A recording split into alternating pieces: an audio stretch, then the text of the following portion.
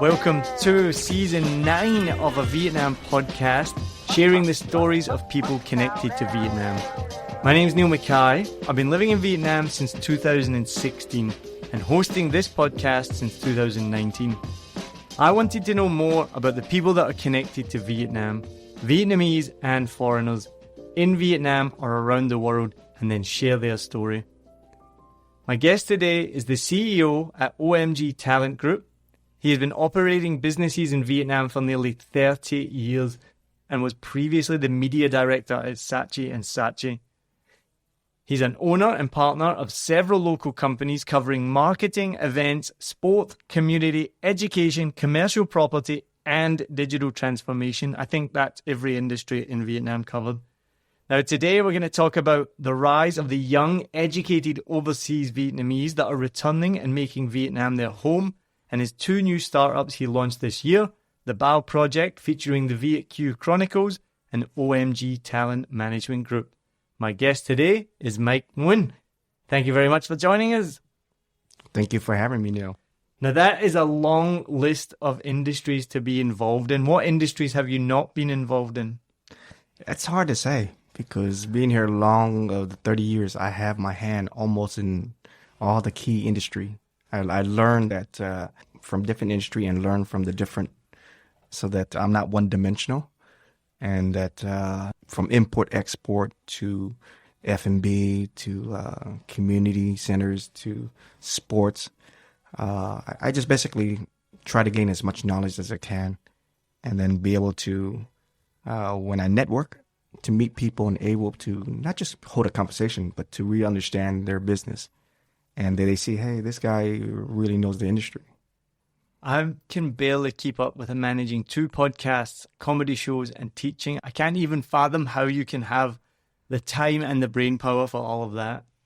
Yeah, it basically, I'm not good at dancing or singing, but I'm very good at multitasking. I work on projects where 5 major projects, which requires 5 different CEOs, but I did it myself. And corporations are very astounded that I'm able to manage my time and to juggle these big projects, which require a full-time CEO per project. But they hand it over to me, and it's still successful with just me handling these 5 projects. Now, one thing I didn't mention there was basketball. Now, that is your biggest passion, right? I love basketball. It's funny how I started. When I was growing up in the U.S., I was always the youngest kid in the group. And my sister, she went to one of the universities there. And in the U.S., they have this, what they call the intramural league, which is students who play against each other at the university. And over at Cal Poly Pomona University, they were very competitive. And she's older than me by maybe 5 years old. And so her classmate at the university needed a coach. And here I am, a young guy. They didn't know my age. But my sister knew I was very good at basketball and I was very good at teaching it. And so I'm a teenager at the time. And so my sister introduced me to, this group of guys, 3rd, 4th year students, university students, and to say, my brother teaches basketball. And so she didn't tell them my age because I'm like 17, 18 at the time. And while they're like 23, 24-year-old. And they said, okay, show us what you got. And after that day of really teaching them the basics, and they saw, hey, man, you're pretty good. Why don't you become a coach? And I started coaching the intramural league for a year at the university. And they didn't find out my age until at the end of the season. And so from there, I think the passion grew of, hey, from other inputs from the people. They said, hey, you have a future as a full-time coach if you wanted to, because you're able to relate to the players and communicate, what it needs to be successful. Wow. I thought you were going to tell me you like playing basketball because it makes you taller. I wish. That's a misconception here in Vietnam because a lot of the parents I have to really explain and educate here that basketball doesn't make you taller. It's basically getting sleep, eating right, and it's in your DNA, You say it like it's so obvious, but I mean, this is the number one thing. So I've been teaching here for 6 years. When we do tests with the children or even just in general conversation and you ask, oh, what's your favorite sport? Nearly always basketball or swimming. Same answer every time. Why do you like basketball because it makes me taller. And so now I use it as a joke on stage. I wanted to use it for the longest time and I couldn't think of how to make it into a joke. And eventually I came up with it one day. I was like, that's it. And I've been using it ever since. So the punchline goes, I wish it was true that the more you played with something when you were growing up. See, I don't even need to finish it. So that's the joke from that.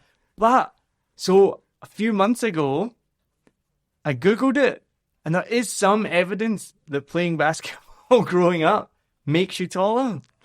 Well, I think if you're fitness-wise, you're active. And so when you play a sport, you burn a lot of calories. And so you're going to have to eat more and drink more water or liquids. And so I think consuming a lot of the protein and energy will help your body to grow. But it has to do a lot of it with your DNA. Yeah, of course. I'm like 1.8 meters, which is for Asian height is good height. What is that in feet? I'm still 5'9". 5'9". Yeah, still do feet. Yeah. So for Vietnamese and Asian person, I do stand out a little. But they, since I do own an academy, basketball academy, they think, I got my height from basketball. Should people say that to you? I want my son to be your height, or taller. It's infuriating. It's just like, no. But, this season we just had Justin Young on the show. And he's 6'3", I think, 6'4". Yeah, about 1.95. There you go. Yeah. It's weird because I'm from the UK and then I've lived all over the world. And the UK changed the metric, but I think we still use miles and we still use feet. And so I've still never, even of all my years being overseas, I've never really been able to transition to the meters. I think I'm 6 foot, 1.84? 6 foot one? Were you 6 foot or 1? 6 foot, exactly. Yeah, you're about probably 1.857. Something. Yeah. I don't even know. But yeah, Justin was on and so he was talking about the growth of basketball in Vietnam and how exciting it is. So he's the captain of the national team, which is amazing. And the funniest part of that interview, so I didn't host that episode, it was Paul Villanova up in Hanoi. And the best part of that episode, I don't know if you've heard it. If anyone hasn't listened to it, go back and listen to it. He explains that when he first came over here and they had to educate the fans about how basketball worked, because the first game he played, the fans were cheering every time any team scored. Yeah, I mean, I'm actually, they consider me, there's an older gentleman that passed away here. They call him the Godfather. He was in his 65, 70. He passed away from cancer, but they would call him the Godfather of basketball because, he would play at the court and everyone, he's an older gentleman, and he loved basketball. When I first got here, how I started my academy was because when I arrived in Vietnam, I was directed to a specific court in District 3 in Vietnam, and there wasn't many basketball facilities here when I arrived. And when I went to the facility, you saw probably about 70% of the people who were playing without any footwear. It was just barefoot, and they didn't understand how to play. And so I met up with one of the lady coaches there, and I said, would you mind if I can show your kids some training that I learned from the U.S.? And she was like, yes, please, because she's dying to learn more. I think she played for the Vietnam national team back then. And she was like, yes, we welcome you. And so I started to teach the kids in District 3. And, you got all these kids who just running around with no shoes, didn't understand the backboard and the rim, but they had a passion for the sport. Even though soccer is number one in Vietnam, but back then... But it doesn't make you taller. It doesn't make you taller. It doesn't make you taller. So... We'll be right back. Join pilot and adventurer Fernando Pino as he takes you on journeys to discover exciting destinations across the UK and Europe. You'll fly with him to hidden gems and experience local culture, from bustling streets to serene hideaways and the best places to eat, sleep, and play. Travel Plans is more than a podcast. It's your ticket to exploring the world and its history with a friend. In this episode, we are flying to discover a beachside paradise perfect for the whole family. Discover golden sands, activities galore, and even free childcare so you get your own break too. Why am I still here?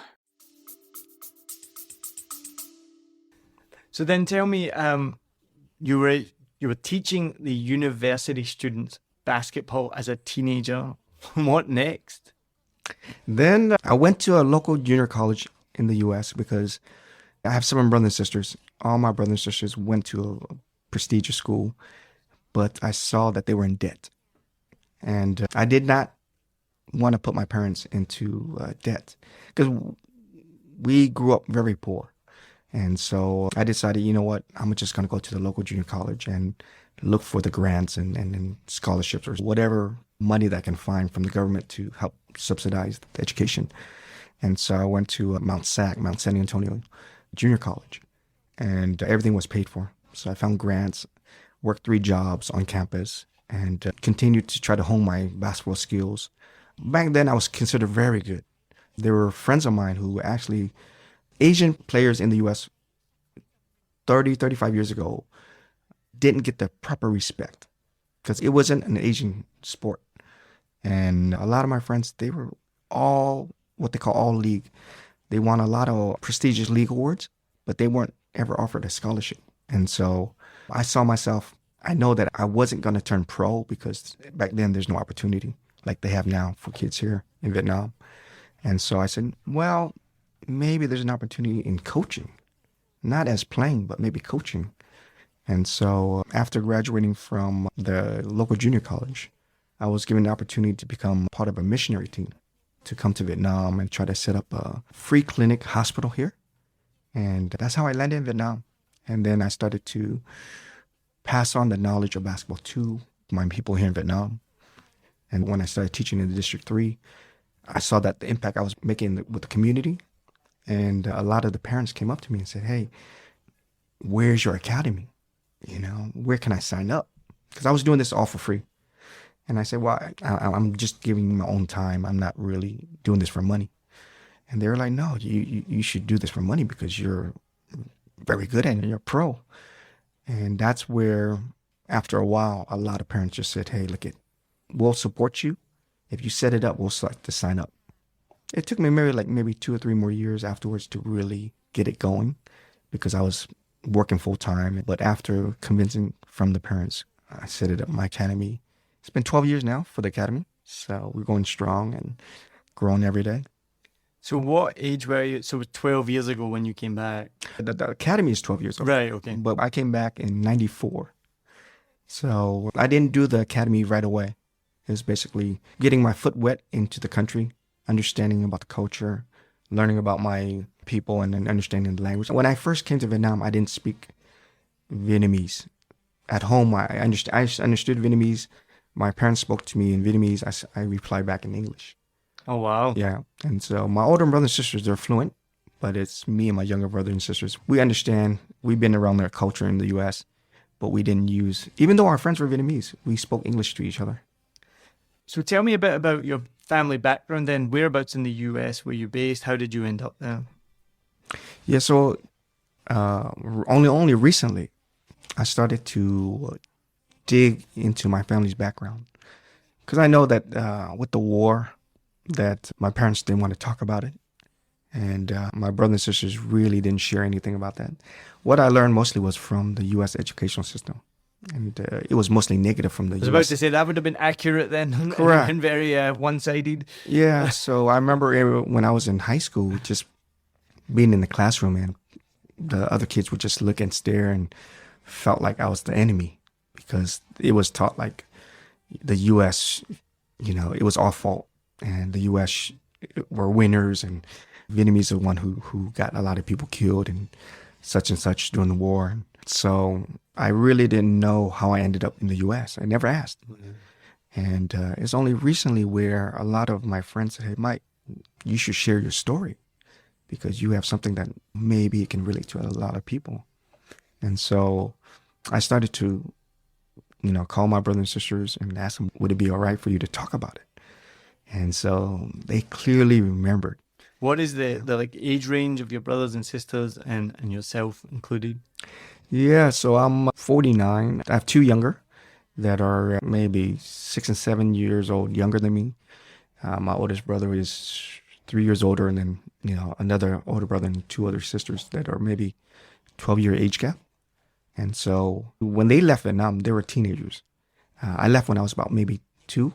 Wow. Yeah, and so I asked them, would it be okay for you guys to share? And So I assume you had no recollection of none at all. Yeah. And this is the thing of listening to other podcasts, and we've interviewed people. There's such a disparity because if they were teenagers when they left, they would remember things pretty clearly, whereas you as a 2-year-old would have nothing. Correct. And so they opened up. Wow. And then my mom opened up, and they really shared. I got to learn about my family's history. Basically, a lot of it had to do with luck and just knowing people. And so I was born in Da Nang, this is the central. And my mom, luckily in the neighborhood, there was a guy who was a ship captain. And on like the last few days during the war, she was able to get a hold of this, our neighbor who was the ship captain, and his wife. His wife said, you guys need to get out. And she said her husband was in Vũng Tàu, and he has the ship there ready to go. But anyone who's not from Vietnam, Vũng Tàu and Da Nang are thousands of kilometers apart, right? Like about 1,000, roughly. Would I be correct? I mean, correct. It's pretty far. Yeah, very, very, very far. Yeah. Like the length of half the country. And we had to find out. My mom and dad was like, we had to find a way to get there. And so I think my mom shared that we went from Cam Ranh, which is in Nha Trang side, and found a tugboat that was willing to take us to Vũng Tàu. And when we got to Vũng Tàu, we didn't leave right away because the ship captain's family was in Saigon. And so he didn't want to leave without his family.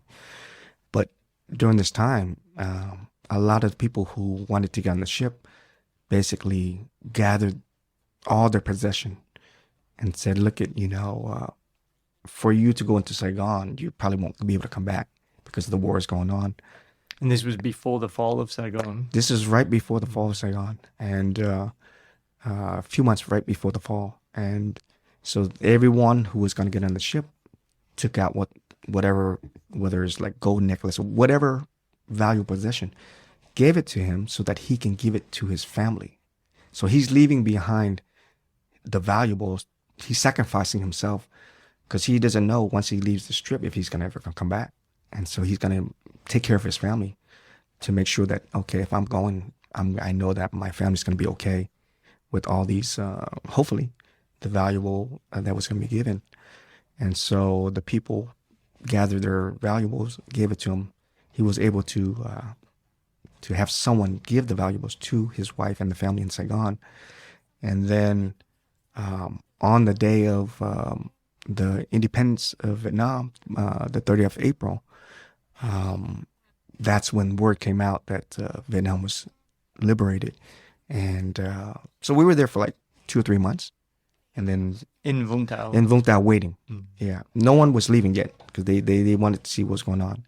And then when word got out that Vietnam was basically independent, and on that day, the 30th of April, we left the dock. And my brother, he clearly remember as we were leaving the dock, there were airplanes bombing other ships around.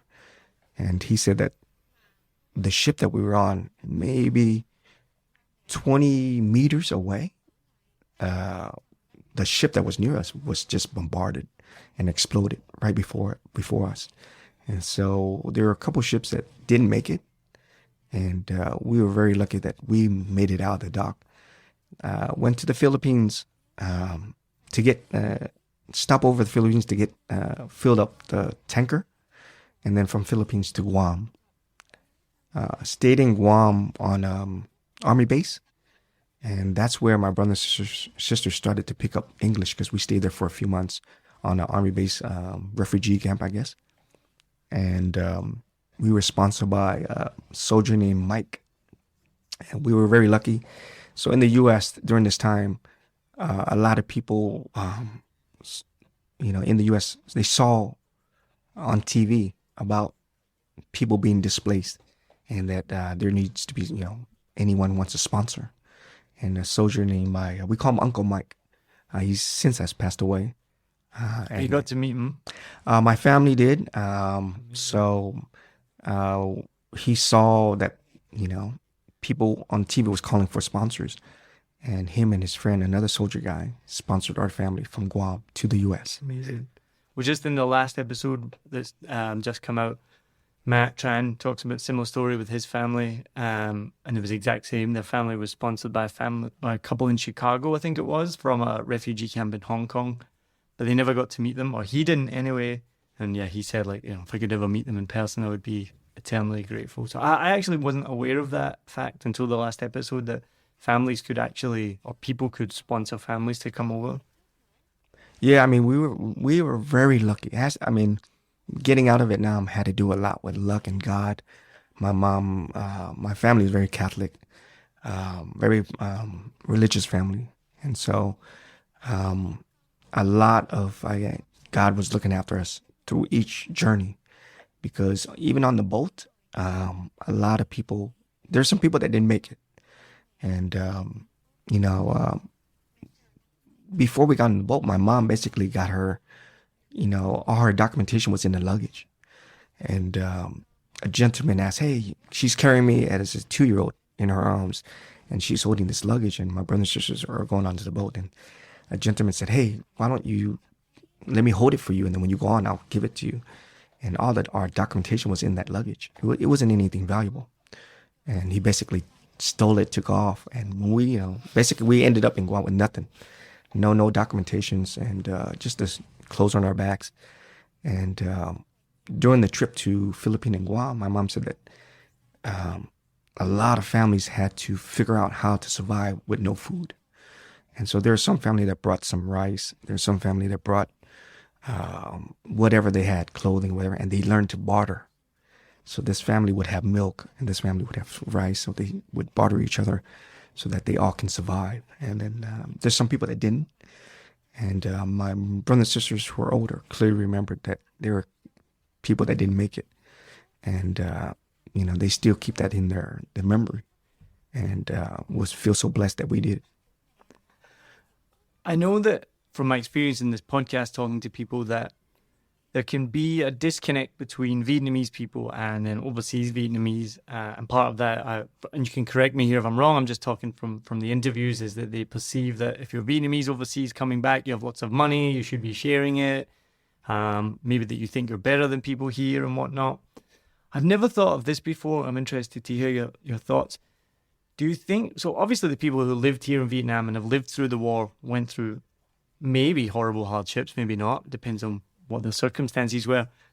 I've never heard anyone discuss in terms of, do you think that they understand these stories that you're explaining to me now and that I've heard several times from several people? I've never heard anyone talk about how that local Vietnamese have any understanding of the hardships and the difficulties that Vietnamese overseas went through. Your parents, obviously, maybe not yourself because you don't remember it, but your parents and your family went through. Yeah, are they aware of that? Is there any comparison to be like, yeah, we had it hard during the war, but we had it? Yeah, I think when it has a lot to do with perception and, being judged. When my family went to the U.S., we had nothing. I started work when I was like 5 years old, doing paper routes already.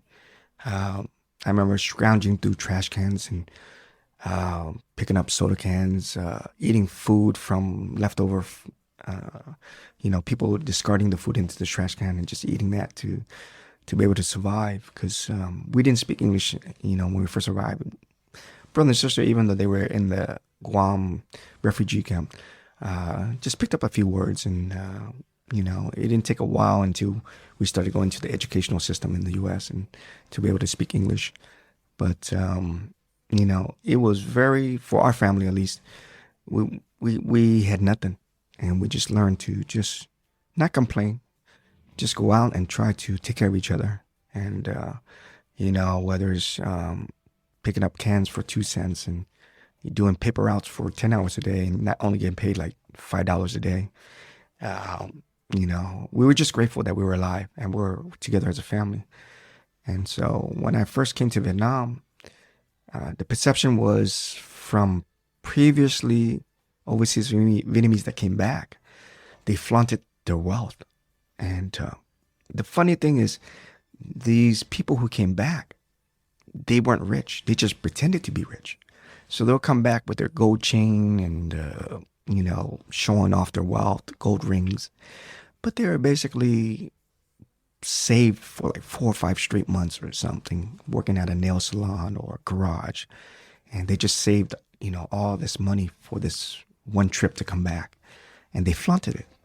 And so when I arrived back in 1994, when I said that I'm overseas Vietnamese, they thought I was one of these people who, basically was rich and was here just to spend money and to go and, enjoy myself and not give back to the community. And so there's a lot of prejudice and judgment. And I think it was just from the early people that came back gave us a bad rep for those that followed. And it took a while for people to really understand that not all of us had money. And that even though you were in Vietnam and we were in the US, we were struggling ourselves just to make it there and to survive.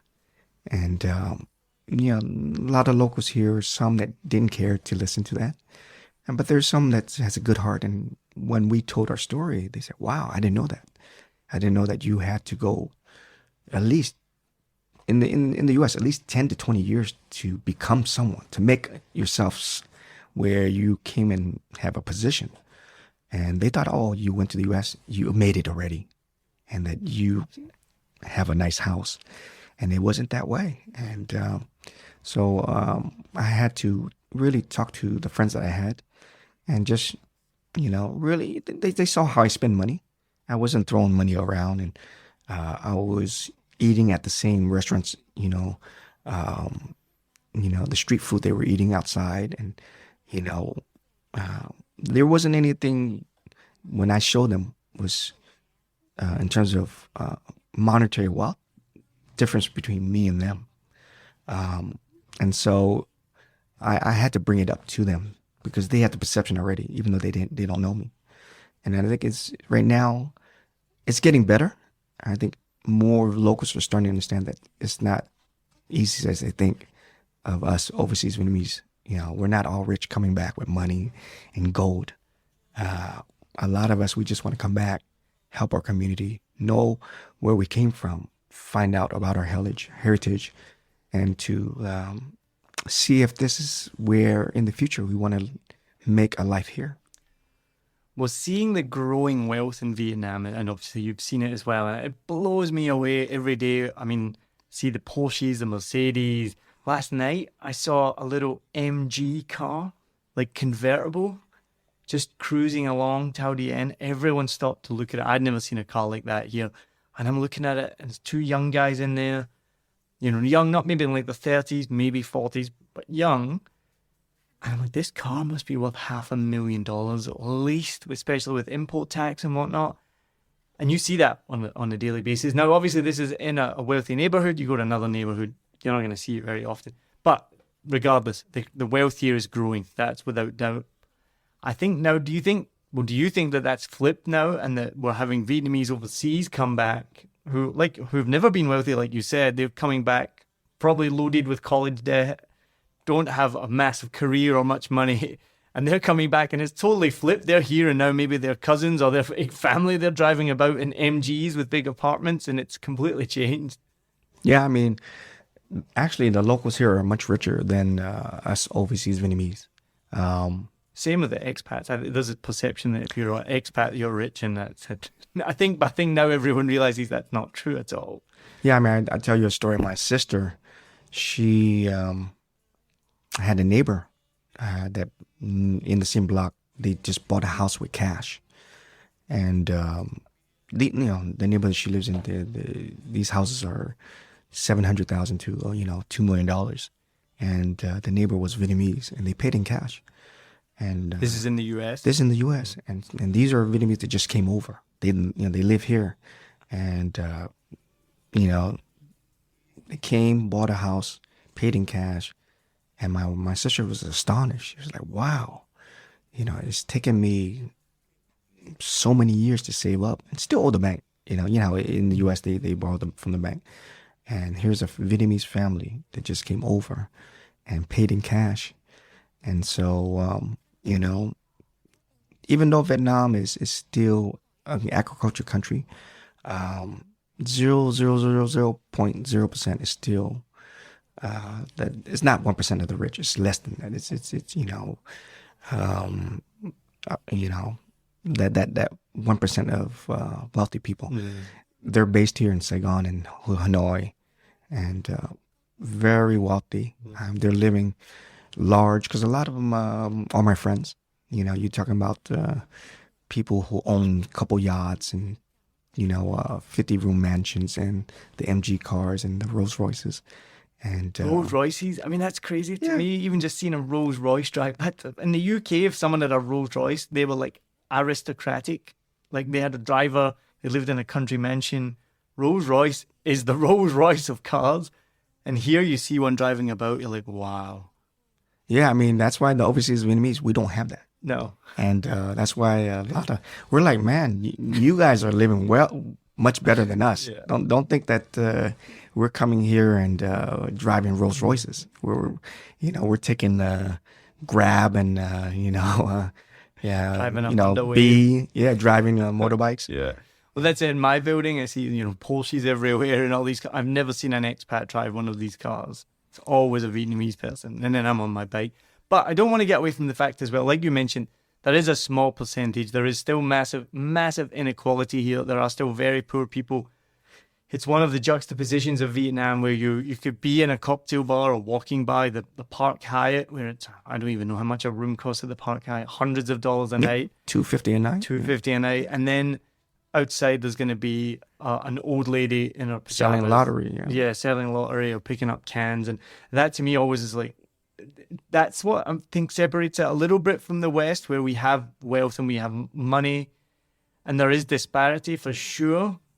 And maybe it's just not visible, but I don't it's nowhere near as visible as that in the US or the UK or Australia or New Zealand, where you've got people literally living at large and outside people are picking up cans, Yeah, I think here with the FDI growing, Vietnam is like top 5 in Asian FDI investments. And so I was going to say, what's FDI?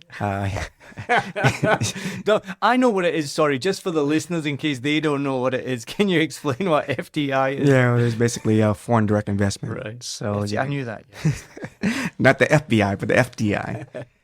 Yeah, I think here is a lot of people, not just the overseas Vietnamese, but a lot of expats and just foreign companies see Vietnam as one of those Asian dragons that's growing. And so disparity, even though more people as every year is getting richer, you still have a lot of people who are barely making it and struggling. And that's why a lot of my friends, we try to help out as much as we can to give back to our people and, try to make a small impact. We know that we can't help everyone, but as long as we can start somewhere, either in Vietnam, what they call, our little district, and then you have the city, and then you have the, regional. And so we feel, if we can help out just even a couple people, not to give money. It's not about giving money, but to give them training and soft skills so that they can, on their own, help provide for their family for the future. And, that's what, my business group, we try to do for our people here, is to provide that education and that, provide workshop training and, business skills and soft skills so that they can go on their own and then make a living on their own for their family. Well, I remember when we met for the first time, you were having a meeting that night, and one of your passions was helping with the environment, which it was like music to my ears because, I'm very passionate about protecting the environment. I have in the past when I've lived in New Zealand. I mean, New Zealand has this clean green image, And then you get there, I mean, yeah, it's very green, but it's also like has massive pollution problems as well. And we'd be picking up plastic on the beach. And so this is not like a Vietnam problem, it's a worldwide problem. But you come to Vietnam though, and you're like, oh my God, the plastic cups, plastic bags. I mean, the plastic bags for everything. Oh, I want to scream to the top of my lungs. Like even yesterday, I'm in like the Family Mart, and the guy gets one thing, and the girl just immediately gets a bag and puts it in. And then I didn't watch him, but I've seen it before. They walk out, put the bag in the bin, and you're like, what just happened there? Like this bag is now going to last for 1,000 years and clog up the waterways, and it went from the counter to the door. Anyway, rant over. Sorry, I get that's one of I get asked quite often recently because I've been here for 6 years. Oh, you must love it here. I'm like, depends when you ask me. It can change moment by moment. One moment, I will literally be looking at the blue skies, the warm weather, and I'm like, I love it here. It's so good. And the next minute, I see somebody get a plastic bag, and I'm like, I hate this place. Overall, I do love it, obviously, but it has that ups and downs. But tell me more then after my rant now. Tell me more about you, what you do for the environment here in Vietnam. Because what I thought was amazing when we spoke was, obviously you're Vietnamese overseas. Do you like the term VQ? This is something that comes up on the podcast and there's different answers. Do you use that phrase? Well, I'm a part of a VQ business group. We're about to have one of the probably the first get together as a community in terms of organized. There's some in the group that doesn't like the word VQs because they think it's derogatory. Because it used to be, right? Yeah. And I think, again, correct me if I'm wrong, but from my experience, it's changed, right? Yeah, I think there's some people that accept it. Some people are okay with overseas Vietnamese. The spirit, as someone who feeling people's giving a name, being labeled a name. But now I think that, really the meaning, the definition is quite changed now. Because there's people who have a Vietnamese passport, but they studied abroad. And they've been abroad for like 10, 20 years, but they still hold a Vietnamese passport. And so do they consider themselves a VQ or overseas Vietnamese? It's a bit messy, doesn't it? Yeah, correct. And so right now, the group, we have talked about it of what is a overseas Vietnamese, what is a VQ? And the meaning has changed now because there's people who are through blood heritage or marriage or, different ways that they have a connection to Vietnam. And so for going back to the environment, I have an F&B business. And so I had a small cafe, and this cafe was basically a stepping stone to my community center that I was going to build in Saigon. And at this cafe, I did a lot of free get-togethers just to get the community together. And I met up with a lot of people who had the same core values that I had, same belief that, especially here in Vietnam, we always wonder, where did this trash go? Because there's so much people, they would just throw trash at the sidewalk, and even living in an apartment, where do they take this trash? And so I got to know a few people who were, they say, Myke, you know a lot of people. Why don't you create a group to try to figure things out and make an impact? And so I said, okay, let me. So I created Save the Planets group here in Saigon, which is made up about 20 CEOs who have a connection to the environment. Either they have a factory that makes a product that's environmental friendly, from grass straws, or reusable clothing wear that they may turn into an item that is reusable, or recycling and helping out with the trash situation. And so we would get together once a month and try to figure out how can we at least help our neighborhood first before we can reach out to the different cities in Vietnam. And so recently we wanted to not just to get together and talk so much, but to have some sort of action. And so We talked to a few people in the U.S. that they have done projects in Vietnam, but they're doing it from the U.S. and they would fly back and forth. And they're looking for groups like myself, like our group, where we're based here and we want to help the environment. And so one of the first projects we want to do together is sort of like a walkathon where we will go and block off maybe a mile of a certain district and gather volunteers to go pick up the trash. And then the trash, when we picked up the trash, we'll have a couple friends. They have trash bags that are biodegradable, and so that's their business for the environmental friendly. And then we would take this trash at the end and then throw it in the river. Well, that's where we came up with a plan where we wouldn't throw it in the river. It just makes me laugh. I could just imagine getting all these. Yeah, we picked up all this trash and then just hit it in the river. We basically worked out a system where we would hand it off to the next processing part. And so a gentleman in the U.S., overseas Vietnamese, he's done projects where they would take these trash and then turn into reusable bricks, and or reusable where they can build a school or a house for someone in the province of Vietnam. That's the most difficult part, because I've been involved in trash cleanups going back to New Zealand and here in Vietnam a little bit as well. It's really easy to organize people and be like, let's pick up trash. What do you do with it? So I'm joking about throwing it in the river, but obviously you don't do that. But what do you do with it? Because even here in Vietnam, someone came to me when I worked for corporate social responsibility, and they said, oh, we want to do a trash pickup in this area. And I said, oh, great. Have you spoke to the ward? Well, who's going to pick it up after? Where are they going to dispose of it? What are they going to do with it? And that's the most difficult part. Like, what happens to it next? Is it going to be recycled, or is it just going to get incinerated? Or worst of the worst, is it just going to get thrown away? Yeah, correct. I mean, so the group, we really thought about it, because we don't want just to pick up trash and then cause more, making it worse. Yep. And so we had the process of, having containers, and then the trash will be inside these containers, which will be transported to the place where it will be turned into reusable materials for housing, to build schools as well. And so we're planning to do that in 2023.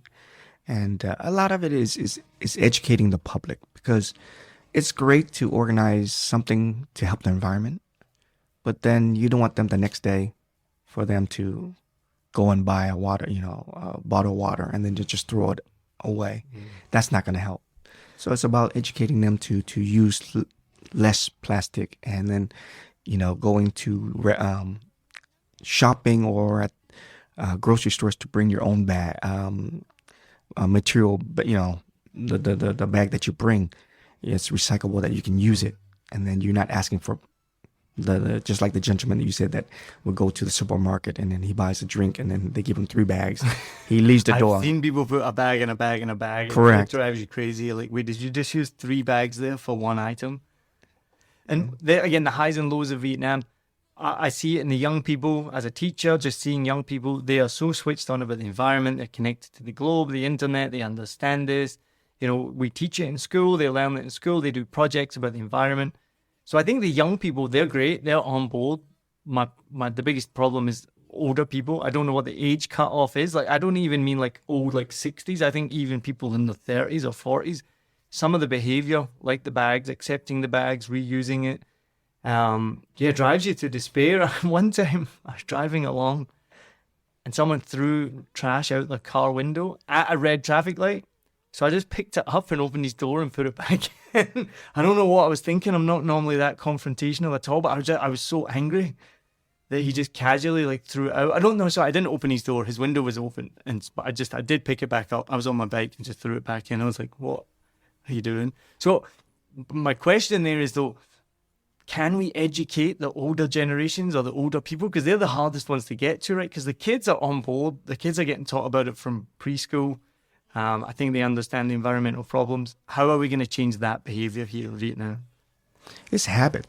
It's basically their habit of, through all these years, to do it, and no one has really explained to them that what you're doing is hurting the environment. And it's just doing a lot of education, doing workshops, going out there into the community, and then letting them see this is how you're harming the environment. That it's not just harming you, but it's harming your kids, your grandkids, the future generation. And then to show them that if you try to scale back using plastic or a material that is is reusable, biodegradable, that's gonna help us to keep Mother Earth stronger. And it takes a lot of promotion and marketing of getting the word out there, and then also just working with the cities and the district, the government, to help them to try to come up with a campaign where it relates to the older generation. Like you said, the younger generation in the schools, they're starting to understand to bring their own water bottle, that they can refill the water rather than buying a new plastic water bottle every day. I've noticed that in my classrooms, the kids all show up with reusable bottles. And then even in the hallway, like there's a water jug. Used to be plastic cups. A few years ago, those got changed to paper. I still think they're lined with wax, so maybe they're not 100% environmental, but still better than plastic. And I also want to give a caveat as well.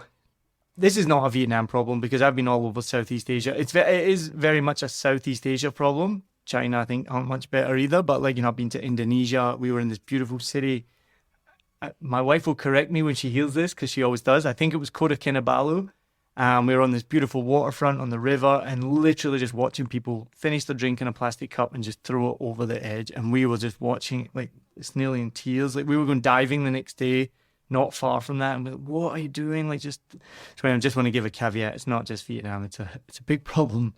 Yeah, I think Vietnam, the government has really starting to see that as the population is growing and more people have more income, which means they're buying more stuff, more items for their homes.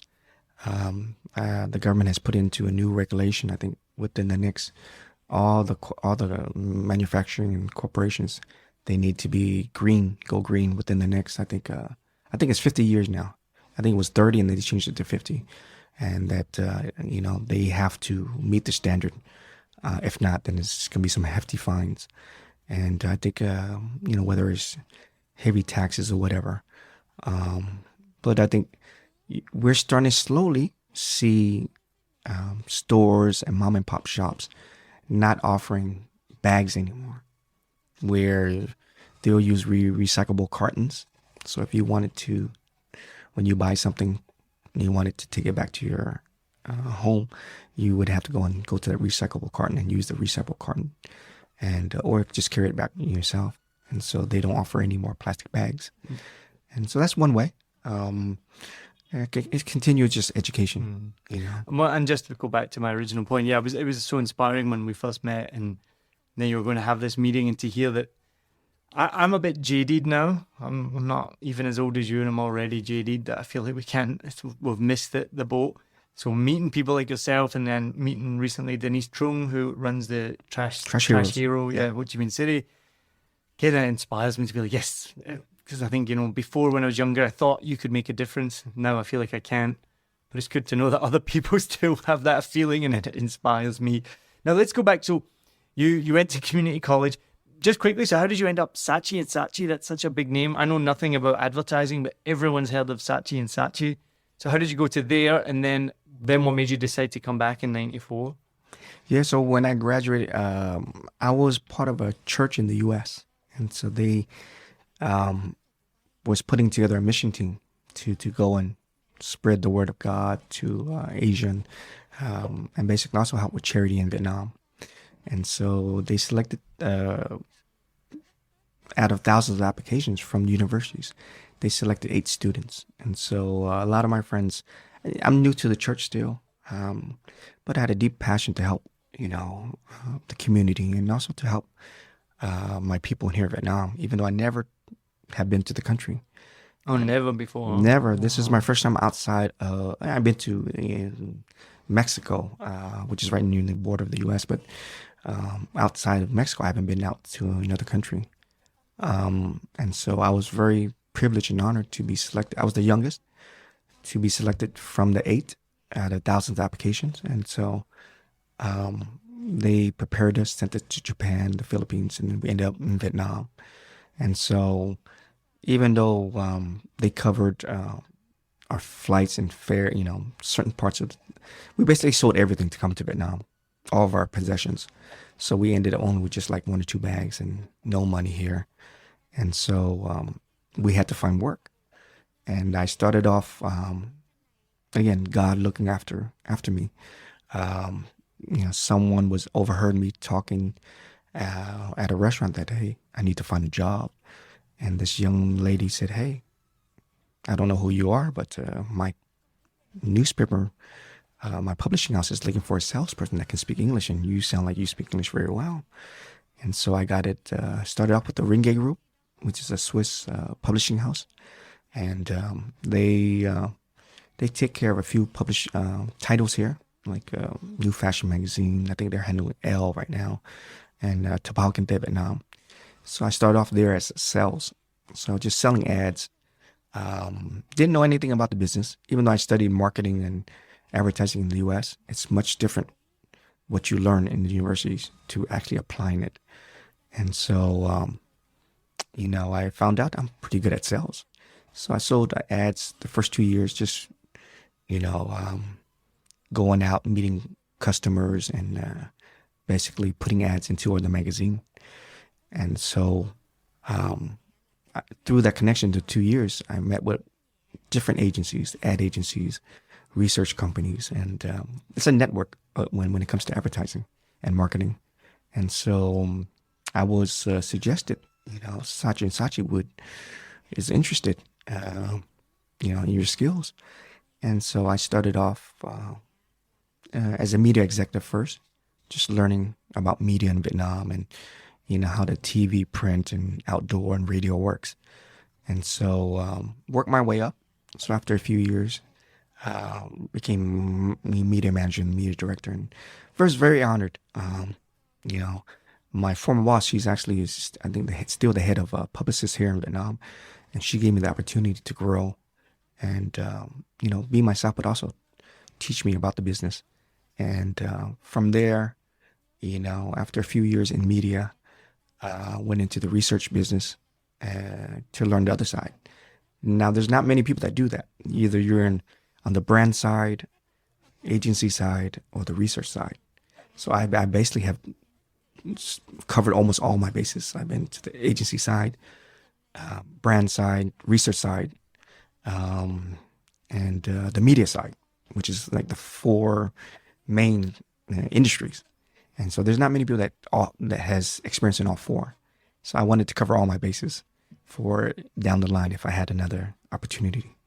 So that's how I got into Saatchi. And then after a few years, went out and branched on my own to set up my own media company. So I felt, okay, let me give it a try. I feel like this is very common in Vietnam. I've noticed this. I think because it is such an emerging market. I see it even happen even recently. People work at a company, learn what they need to learn, and then they're like, okay, I'm going to go set up my own one. Yeah, I think Vietnam is I tell people Vietnam is a land of opportunities. In the U.S., they sell the American dream. Yeah, but it's not. It's not. Yeah. Because you're basically in debt with the credit card. You're in debt with so many from healthcare, health insurance, house insurance, just car insurance. What you make is basically all goes towards insurance and paying off your university debt. So here you're allowed to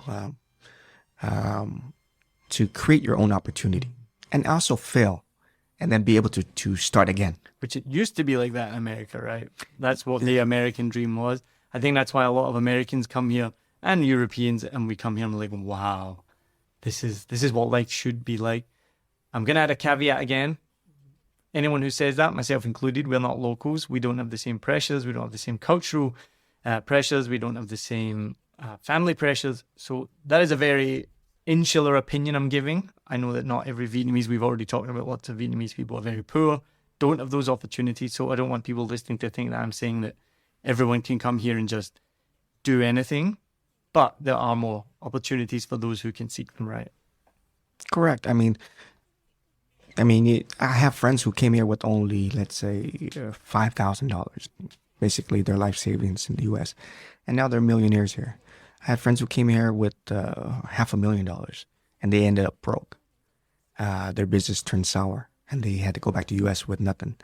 So I think it has to come with, you have to come with the right mindset, work hard, deal with the pressure or different environment. Even though I'm by Vietnamese blood, I'm still a foreigner because I have a U.S. passport. So it's my country. I feel this is my home, but I'm still actually a foreigner in my own country that I was born in. So, and that's something I just can't. Many people have said the same thing as what you've just said, and I just can't imagine that. I don't know what that feels like. I never will.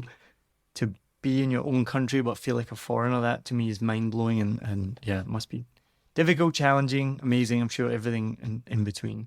And that's why there's a lot of overseas Vietnamese platforms out there, they're doing very well, awesome. They're providing a lot of positive energy, and I think we need more of that. And so a lot of my friends said, Myke, why don't you create something, share your story? Because I'm actually a private guy. This is my first time really. I've done interviews with newspapers and magazines, but not much. It's more of the sports side. They wanted to understand how I help so many kids to get off the streets and, on the right path. But business-wise, this is my first, so I really appreciate you inviting me. Well, thank you for sharing. Yeah, and with the overseas Vietnamese community, a lot of us, we're at different levels in our life, and a lot of them are trying to identify where do they fit in. Example, myself, born in Vietnam, but grew up in the U.S., left when I was a teenager. Came back here, been here almost 30 years, and, basically seen the growth of Vietnam from the beginning, and now is a teacher, a businessman, someone that is trying to help the community. And then I have friends who are PhDs, well-educated, high position, speaks Vietnamese fluently, but don't really identify as Asian because they grew up in the UK, they grew up in Denmark, they grew up in Czech Republic, and so they weren't around a lot of Vietnamese. Their family's Vietnamese. They speak Vietnamese, but they don't really identify with the culture, and so they don't know where they fit in. And when they come, we get together every once or twice a month. There's so many different overseas Vietnamese, and so we see that everyone's just trying to fit in, and we have, besides the common thread of we have the blood in us, the heritage, we also want to be connected to each other, and a lot of them didn't know who to reach out to and how to be part of a community that can understand them, because they felt they were the only one like this, or not many people who are like them. But there is a lot of them out there that maybe can identify with me or them, and that's why I created the VQ Chronicles, because I want to connect my brothers and sisters around the world to each other through sharing stories. We all have our own stories, and it's very difficult sometimes for some people to share theirs because it can be painful. But I encourage, and it starts off with me. So I launched, the VQ Chronicles launch in September. So I will introduce this new platform so that I can connect all the overseas Vietnamese, not just here in Vietnam, but around the world with each other. Not for just business purposes, networking, but social, and just if there's anyone out there that feel no one relates to them, I'm pretty sure there's someone in our group that can relate to them. And I think what I see is a lot of them trying to find their identity. Those like myself, we found our identity now. We understand who we are, and we're comfortable now. there are a lot of young overseas Vietnamese that are coming back who lack that self-confidence. And, some they don't speak one word of Vietnamese. And even though they're in a Vietnamese family. And so they sort of feel ashamed. And just being around our positive energy, we show them you don't need to be ashamed because we're not judging you because we're all different. And that's why we have this group, because we're all different. And, we're all trying to help each other, support each other. And, I hope the VQ Chronicle platform will reach out to the other platforms out there, and we all do this together. Not compete, not feel, putting each other down, but lifting each other up.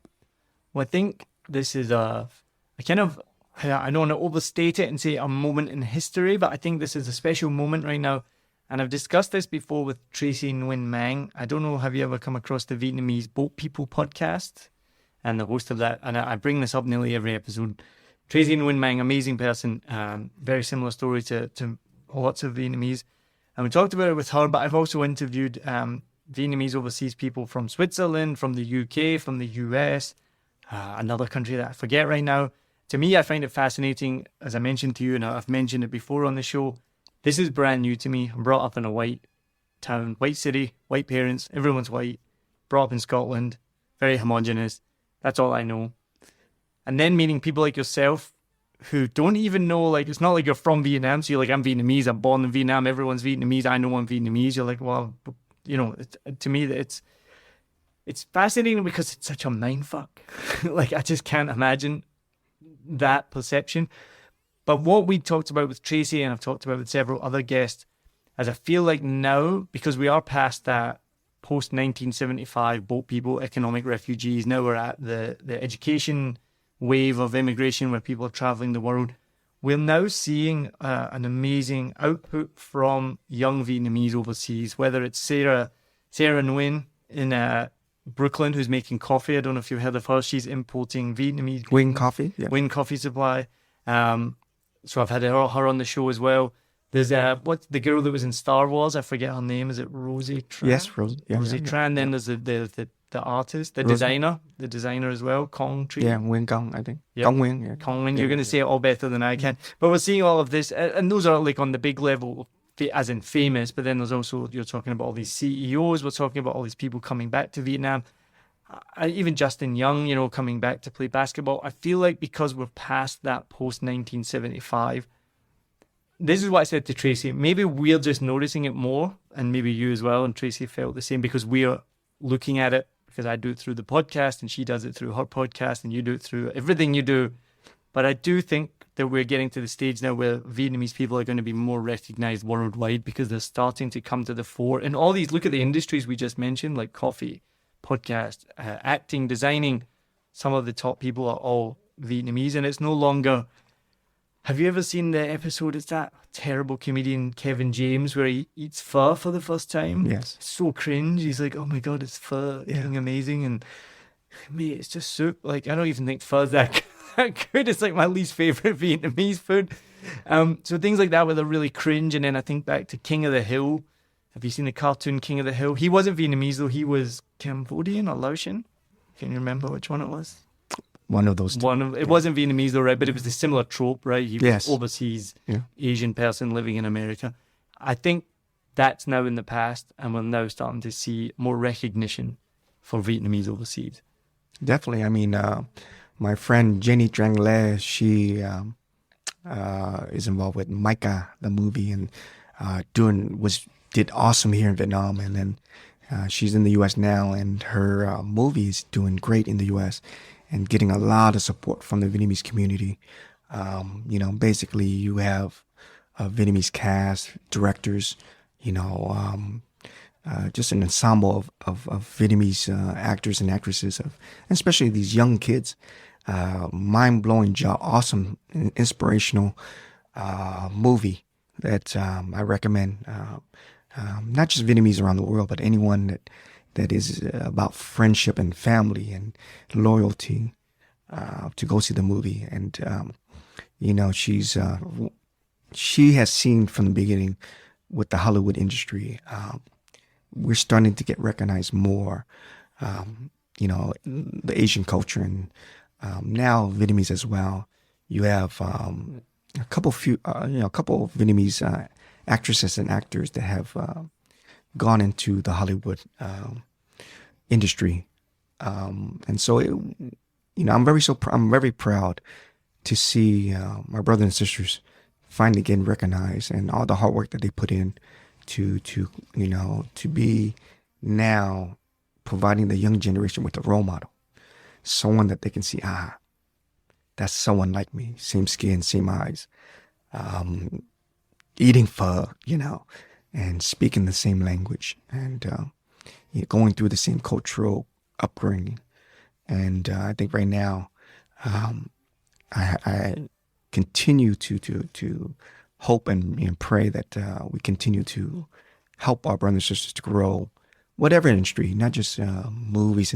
But recently we had two NBA players that has made it, that are half Vietnamese. They're Vietnamese American, and so their parents, one is Vietnamese and the others is another nationality, and so Made them play basketball to get taller, and then it worked. well, they both have good size. They both have a great future, and now this is the first time in NBA history we have two Vietnamese. Saw that they just got drafted, right? Yes, I mean the NBA, they had back then I think the New York Knicks many years ago drafted a Japanese basketball player, Japanese American, and for Asians he was, for someone for me, he was like our role model, because there wasn't many Asians. Many people didn't know there was an Asian player in the NBA, and he was the first.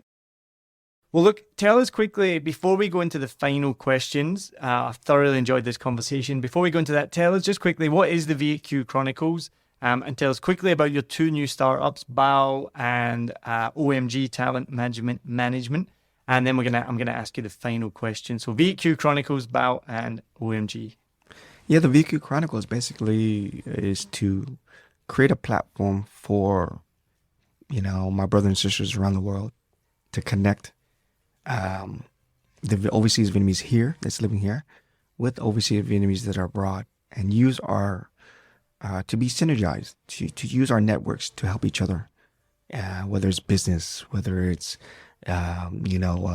socially, and so there are other platforms out there, and so I felt that I wanted to create one here for our community here in Vietnam, so that we can help each other out and uplift each other and support each other.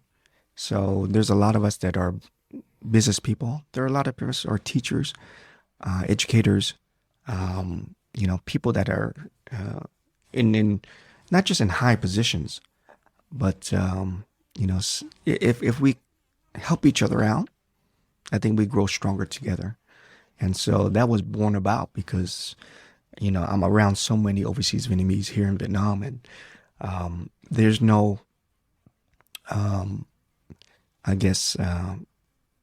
leadership in terms of someone taking the lead to do something. We're all scattered in Vietnam. And so one of my business partner, John Vu, will start to take the lead of getting, there's a group called VQ Friends in Saigon. And so right now it's a social chat group. And so now John Vu will start to make it more organized, where we're helping each other and then making way for the next generation.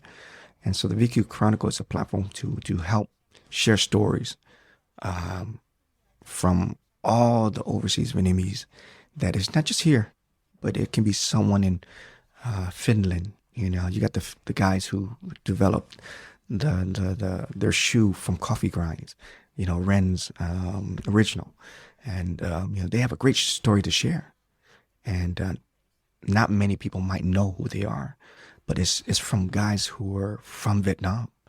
And so if they can share that story to our community, our overseas Vietnamese community, and spread the word of whether that the Master Chef, that lady who won Master Chef many years ago, just really help each other to grow as a community. And so that launches in September. And, This year has gone so quickly. When you say it launches in September, to me, that's like 8 months away. And then I'm like, oh no, that's in 3 weeks. 3 weeks. Yes. This is a long time in the making. I had this idea about 20 years ago. But when the pandemic happened here, I basically pulled out, I had a checklist of all the things I want to do before I move on. And it's sort of like my legacy checklist. And the VQ Chronicle was on this checklist along with other projects that I have not done. And I said, you know what? This pandemic, I need to start doing it. And so this year I launched the September is the BOW project. BOW stands for Book and Organize. And it's basically to help SMEs, small, medium enterprises, to promote their product and service. It's a free platform. And so for 1 full year, we're going to provide free advertising for people who have small businesses. If you want to promote your products here locally, but also globally, come and list your product and service and put up your information and your images onto our platform. And, we're going to promote it for free. And part of that platform is to create community events. And the VQ Chronicle is one of the key features of that platform. And that is a way to reach out to my brothers and sisters here in Vietnam, but around the world, and let them know that there is someone that's looking out for you. You might not have reached out to us or know us now, but we hope that you will, and that we hope that you will send in your stories so that you can inspire the next Vietnamese generation around the world. Because there's a lot of stories out there that's not being told. And it's because some people are just fearful or they feel that their story is not meaningful. But there's quite a few I know that we have lined up already of inspirational stories of people who just started from nothing and, has made something of themselves and now it's giving back to the community. There are platforms out there, but I think we're a little bit different because we're not focusing on famous people. We're looking after the underdogs, people that you never heard of, and we felt that they have a story that can help our Vietnamese community and draw inspiration from them. The second startup is called OMG, which stands for Oh My Goodness. So Vietnamese, we have this. It's not a dessert, but it's oh my. It's basically like a dry plum, and it's very very tasty. And so we draw that from that. The O in our OMG is from the oh my. So we got oh my goodness. We're playing off the Vietnamese wording, and OMG Talent Group basically is to help. My group, we saw that there's so many talented people in Vietnam and overseas, but they're not being represented correctly. Because when you say talent agency, or it's a negative. You're looking at middleman, or you're looking at people who can take advantage of you. And we felt we don't want that. We want to develop these talents and invest in their future. And it's not about money. It's about helping this talent to get to the next level, achieve their dream. And if we can push them and connect them to the right people while steering them in a direction where they stay away from the drugs, stay away from the negativity of being someone using you, then we did our job. And so far right now we launched about a month and a half ago, and we already have 5 awesome talents that have joined us. So if I read off some names, we have Vietmax, which is a OG hip hop guy, B-boy. So he's known in Vietnam as the top B-boy dancer. We have Tumi, which is a VQ German sister who awesome voice. Yeah, I mean, she was the first female artist that was signed by Def Jam, I believe Def Jam Records. And then we have Martin Lowe, professional soccer player, playing for Haiphong FC, former under 23 national team player. from Australia. So VQ from Australia. We have Tunage. So you got world champion freestyle soccer player. Has won many awards in different countries of freestyle soccer. And, he's traveled he lived in Germany, lived in Singapore. We have DJ Cranny, one of the hottest female DJ that is, up and coming, and really is when she, as at any lounge or nightclubs or any gigs that she does, is just blowing people away of the mixes that she's putting together. Let's see if I'm missing anyone. Was that 5? I think I maybe counted 6, but we'll call it 5. Yeah. And so the goal is to get all these talents to work together, not as individuals. And Freestyle soccer player while someone's DJ. Bring them all together. Bring them all together and leverage each strength. So let's say one is more famous than another, but to put them and collaborate together and cross collaboration, and then to do it as a team. So they have our support and they have the team support. And as they're celebrities, but they know that it's very difficult to go on your own.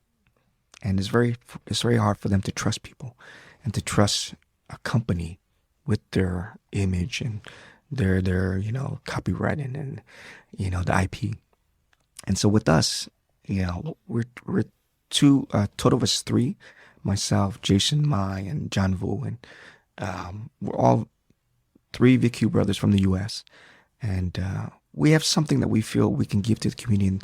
And when people meet us, they can see through any BS.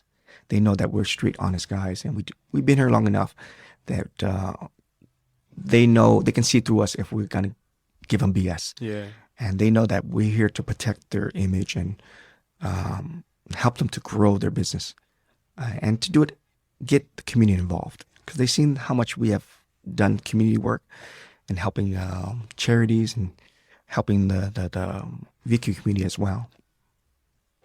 Yeah, the OMG Talent Group basically is to take our Vietnamese talent here and to give them the regional and global exposure. And so we're not only working with local talents here, but we're reaching out to talents that, overseas Vietnamese who are entertainment, singers, dancers, artists around the world, whether they're in Canada, Australia, the US, whatever country they're in. And if they're looking to connect with us and for us to do collaboration and to, tour together, bring our program to other countries as a group. So we're mixing local talents with overseas talents and combining and creating our program. And we're going to bring this to the Vietnamese community in other countries. Amazing. Yeah. Awesome. Well, good luck with that. That sounds amazing. So we're going to finish up now with the questions that we ask everyone at the end of every episode. So we're going to go through them quickly. What one reason would you use to persuade someone to come to Vietnam? One reason. Opportunity. All right, that's a good one. Yeah, we've talked about that a lot for sure. Yeah, definitely. What one reason would you use to persuade someone not to come to Vietnam? If you have children, education is very expensive. Yeah. Yeah, so you have to think about that. Yeah. I was just talking to someone about that. I don't have children yet, but it's something I know is on. If it happens, then it's going to be expensive. Yes. What is a common scam that you've heard about in Vietnam? I think the typical one is the taxi driver, where you might give him a note, the currency. Let's say that the ride was 100,000 Vietnam dong, which is like $4. And you gave him the 100,000 note, but he said, no, you gave him 20,000. And so he's like, no, you did not give me 100,000 when you actually did. And then he basically switched it. So he's showing you the 20,000 note in front of you. I haven't heard that one. Yeah. So from the airport, they do that a lot. Yeah. And you're probably so tired from a long flight. You're like, oh. Why argue? Yeah, well, that's true. So we had it one time. We were meeting these friends in D4, and they were coming from D1, not far at all. We're meeting them for some food. And he got there. He's like, oh, it's so cheap here. It's amazing. Like, I only paid like 200,000 dong on that taxi from D1. And we were like, wait, what? You paid how much? He's like, yeah, it was only 200,000. I was like, He should have been like 50,000 dong, if that. But again, he's still so cheap. Relatively. Another one actually is basically for not just people who live here, but for tourists. Is basically the exchange. If you blink your eye, you give them, $200 or whatever, and then they'll basically count in front of you, but they'll take a note real quick off, and so that you didn't give them. They do it in front of you, but they're so fast that like a magician. Yeah, they'll drop the note on the floor or something. So yeah.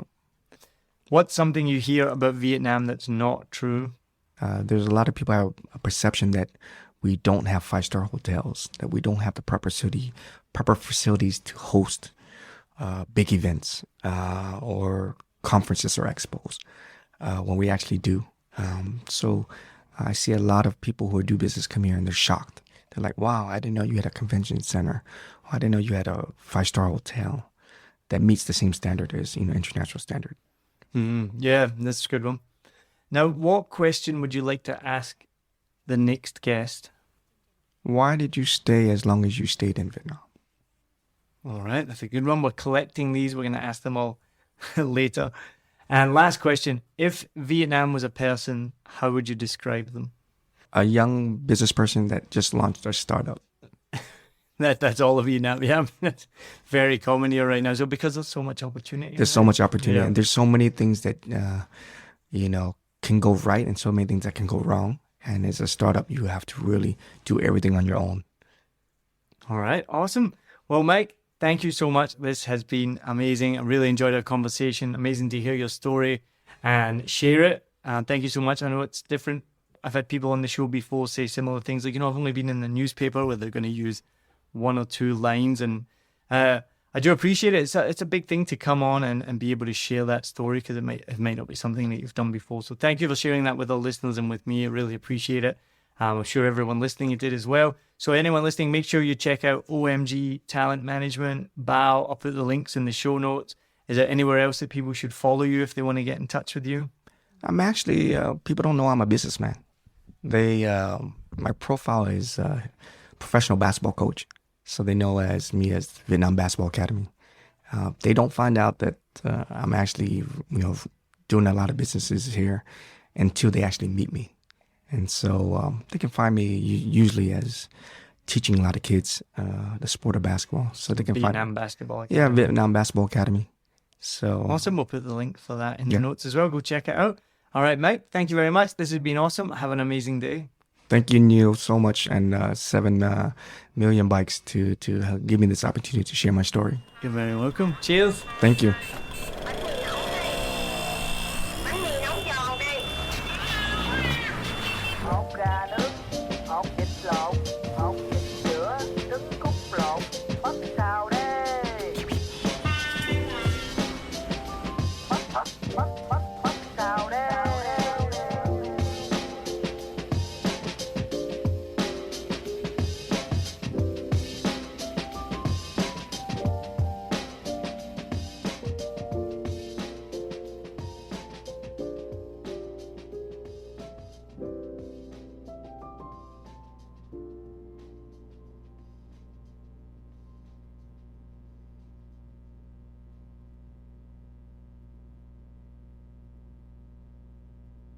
I hope you enjoyed this episode. If you're like me, you may use your laptop at places where you have to use public Wi-Fi. This opens you up to digital snoopers. It's a massive problem. It can be your internet service provider, or you know who, looking at what you do online, or a cyber criminal trying to steal your bank passwords or credit card info, or even a hacker at the next table trying to steal your sensitive data. These days, it is vital that you keep your data safe. NordVPN keeps all of these snoopers away. It makes your internet activity private, protects you from accessing dangerous websites that are phishing for your data, and lets you enjoy your favorite content securely, even while away from home. And it's easy to use, even I could use it. I've actually been using NordVPN for years now here in Vietnam, and I'm excited to be an affiliate partner with them. I've used NordVPN to watch Netflix, BBC, Disney Plus with ease. And I also know that my information and data are safe from prying eyes, whoever they may be. Join now and you'll get 68% off and 3 months free when you go to my link, nordvpn.com/SMB. Just again, for those hard of hearing, nordvpn.com/SMB. The link is also in the show notes. I know nobody checks them out, but go check that out and you can get the link from wherever you're listening to this podcast. As an affiliate partner, it also means that I will get a small commission when you sign up, but at no extra cost to you. So not only will you be getting a great deal through 7 Million Bikes, you get a great VPN and you'll be supporting 7 Million Bikes podcast. Stay safe online and enjoy the shows you love. Any questions, just let me know. You know how to get in touch with me. And thanks for listening to this show. Cheers.